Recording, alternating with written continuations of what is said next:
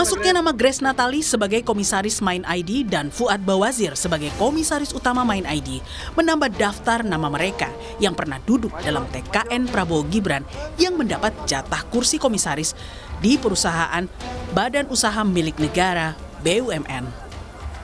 Berturut-turut sejak awal Februari 2024, anggota TKN Prabowo Gibran, Prabu Revolusi, ditunjuk menjadi komisaris independen PT Kilang Pertamina Internasional pada 1 Februari 2024. Bersamaan dengan Prabu, istri Komandan TKN Fanta Prabowo Gibran, Siti Zahra Agnia, juga mendapat jatah kursi komisaris PT Pertamina Patraniaga.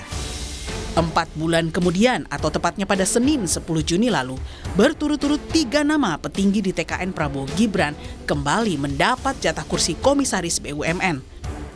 Wakil Bendahara TKN Prabowo Gibran, Simon Aloysius Mantiri, menjadi komisaris utama PT Pertamina berdasarkan Rapat Umum Pemegang Saham 2023 Pertamina.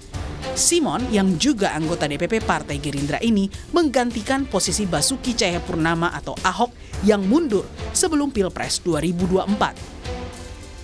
Setelah Simon, ada nama mantan Menteri Keuangan di era Orde Baru, Fuad Bawazir, yang ditunjuk sebagai komisaris utama Mind ID, yang merupakan induk pertambangan BUMN.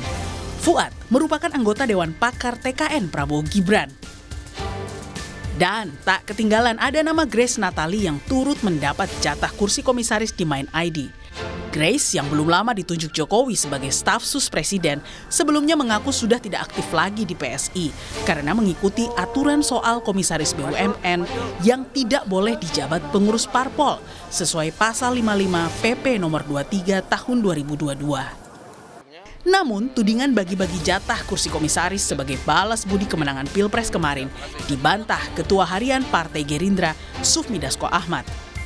Dasko mengklaim penunjukan sejumlah pengurus di TKN Prabowo Gibran sebagai komisaris utama perusahaan BUMN berdasarkan rekam jejak dan kapasitasnya masing-masing.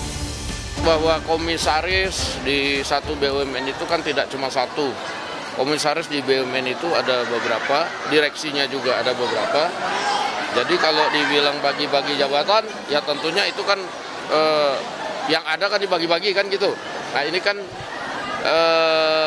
dimasukkan satu untuk kemudian ikut bersama-sama bagaimana membesarkan BUMN yang ada dengan kapasitas dan keilmuan yang dimiliki oleh calon yang dimasukkan, demikian.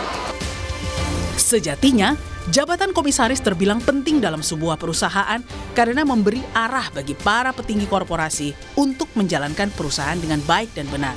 Artinya, orang-orang yang mumpuni dan paham persoalan di bidang perusahaan yang diembannya lah yang patut mengisi kursi komisaris. Terlebih, sebagian besar BUMN menjadi ujung tombak pendapatan negara. Tim Liputan, Kompas TV.